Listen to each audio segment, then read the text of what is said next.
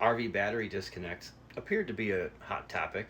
Let's talk about it while I wait for my air fryer to heat up. So I got a lot of questions or statements like this one on the battery disconnect video I did recently. And there's so much information to unpack on that subject that I think I'm just going to make it a full-length YouTube video for those that actually want to watch one of those all the way through.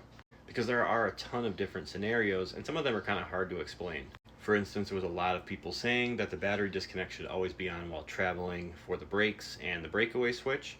And while that does have some truth, most breakaway switches, they should be installed in the sense that it is after the battery, and the electric brakes or the breakaway portion of it, those will actually be tied to the battery before the disconnect switch. So whether the switch is on or off, the breakaway should work.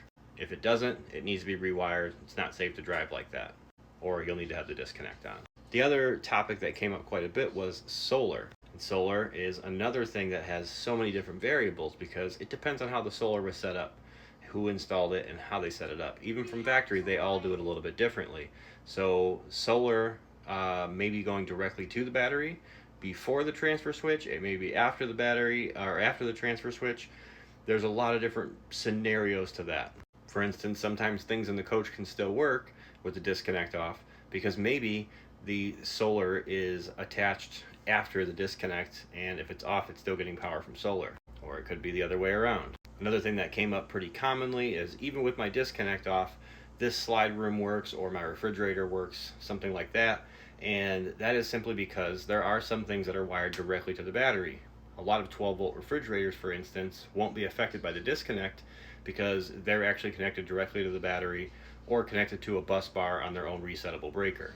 And that very same scenario happens with a lot of different types of slide rooms. Through-frame slide rooms, for instance, will very likely have their own power source. You likely won't even have a fuse for them in your fuse panel. Sometimes you do, sometimes you don't, because it may be wired directly to the battery, again, with its own circuit protection somewhere on the frame or in the underbelly.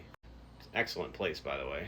So yeah, I after making that video, which was just kind of a quick on-the-fly video, I realized there is actually a lot to unpack about battery disconnects. Such a simple subject, but lots of different variables and no way to know which one you are. So I'd like to, I guess, make a video and cover all of those different scenarios and maybe do some drawings and make it a little easier to understand.